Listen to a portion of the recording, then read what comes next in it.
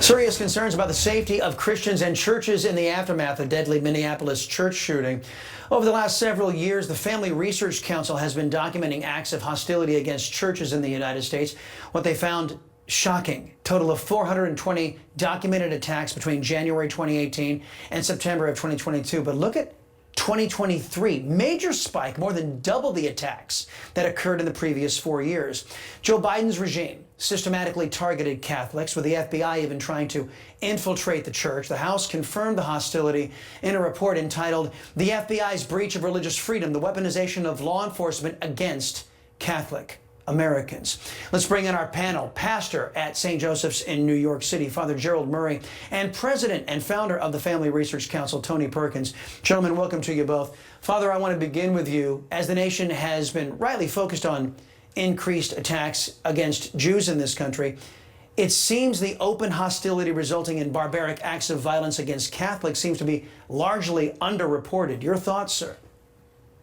I think that's right. Catholics do not get the same level of scrutiny about attacks and religious persecution going on.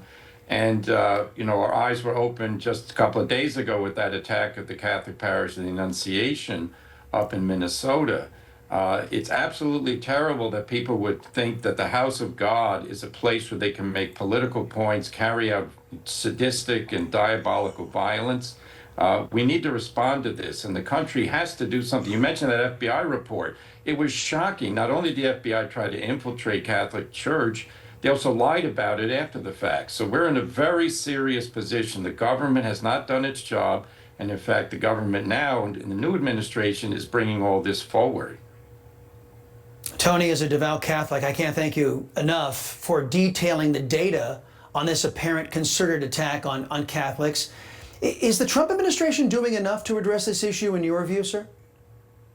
I think they are, but there's a lot to catch up on. As you pointed out in your intro, looking at the report and the data, what we see is an increase in it, and there's a correlation. Now, we didn't unpack this in our study, but just looking at it, there appears to be a correlation between the policies. And I'm going to just say what we saw in Minnesota, this heinous act of hatred toward God and children, is the result of the policies and the statements of those on the left. And we saw the increase, as you pointed out, on the attacks of the Catholic Church during the Biden administration when they were targeting pro-lifers and they were targeting the Catholic Church. So there is a correlation, and we have to address it in our policies. And I do think the Trump administration is trying to do that, but it's going to take some time. We're at a very extreme level of hostility toward religious institutions in this country.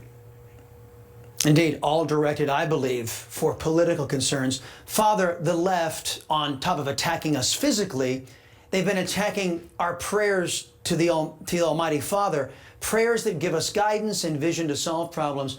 In my view, this is the left wing trying to separate us from God as they have separated themselves from God.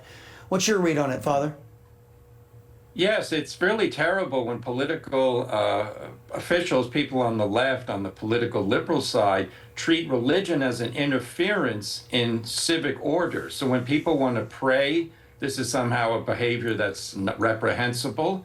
It's absolutely important that we remember that in American history, religious liberty is the reason why this country was founded.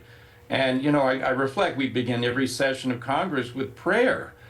We have prayers at military ceremonies. We have prayers offered by the President of the United States. So why is it that political leaders think that religion has to be put aside? For me, the answer is it contradicts their positions. The anti-life, the pro-homosexual positions of so many of the Democrats, they can't stand. They don't want to answer our arguments. They simply want to exclude us from the discussion.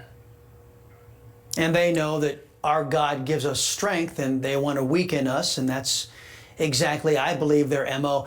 Tony, there are plenty of actions we conservatives have said we can take in the wake of these mass shootings.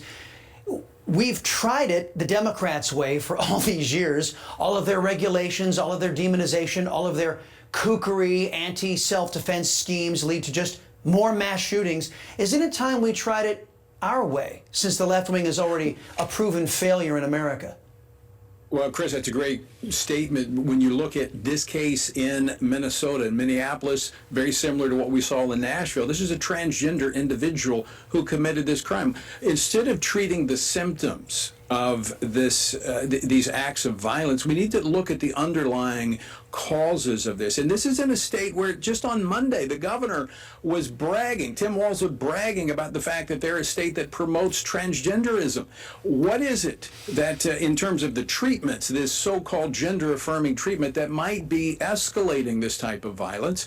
And in fact, Minnesota is one of the states that bans counseling for those individuals who had gender dysphoria. So they're fomenting this hatred, this not just self-hatred, but hatred toward God and others with their own policies. And I think that's a part of the reason they're saying, they're mocking prayer, they're mocking the religious community in this country, because they want to divert attention away from their failed, destructive, demonically driven policies. Yes, and by the way, gender dysphoria is the actual clinical thing that we should be addressing that impacts a number of people that can't even fill up a football stadium in this country. Father Gerald Murray. There's underlying trauma there that they're not allowed to deal with because of the policies of the left that leads to this hatred, that leads to this violence and hostility. Those policies need to change, and they need to change now. Father Gerald Murray and Tony Perkins, gentlemen, thank you for the discussion. It was a robust one. We appreciate it.